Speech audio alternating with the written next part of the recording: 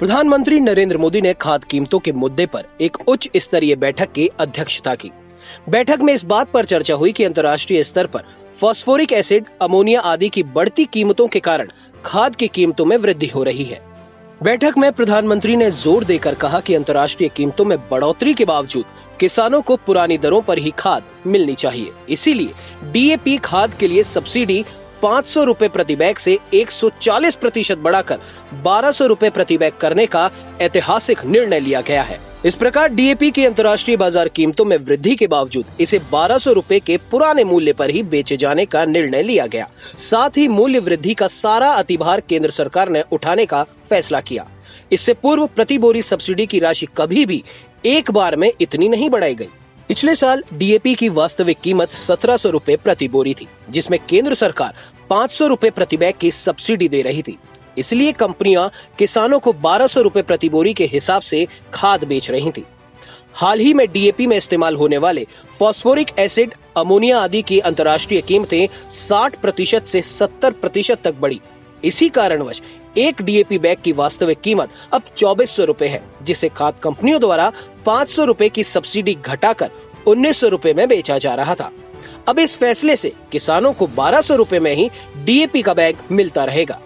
विदित है कि केंद्र सरकार हर साल रासायनिक खादों पर सब्सिडी पर करीब 80,000 करोड़ रुपए खर्च करती है, लेकिन डीएपी में सब्सिडी बढ़ाने के साथ ही खरीफ सीजन में भारत सरकार 14,775 करोड़ रुपए अतिरिक्त खर्च करेगी।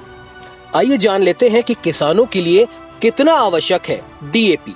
भारतीय कृषि में उर्वरक यानी कि खाद का एक महत्वपूर्ण स्थान है।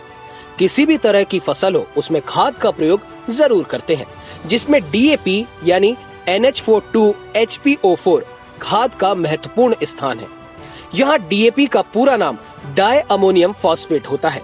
इसमें 18% नाइट्रोजन तथा 46% फास्फोरस होता है। पौधों की संपूर्ण जीवन काल में कुल 16 पोषण तत्वों की आवश्यकता होती है, जिसमें नाइट्रोजन एवं फास्फोरस को एक महत्वपूर्ण एवं प्रारंभिक पोषण तत्व माना जाता है।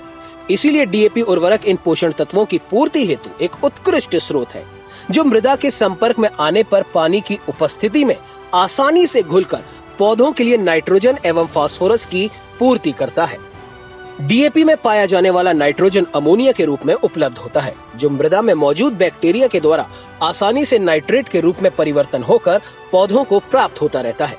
इसके अतिरिक्त इसमें पाया जाने वाला फास्फोरस भी मृदा के संपर्क में आने पर आसानी से घुलकर पौधों की जड़ों के विकास कराने में काफी योगदान देता है। डीएपी पौधों की कोशिकाओं के विभाजन, न्यूक्लिक अम्ल व फास्फोलिपिड्स के निर्माण में भी योगदान देता है। चूंकि डीएपी में पोटेशियम नहीं होता है, जिस कारण दानेदार फसलों के लिए उतना उपयुक्त नहीं है जितना कि एनपीके होता है। इसीलिए इसका प्रयोग मुख्यतः गैर दानेदार फसलों के लिए किया जाता है।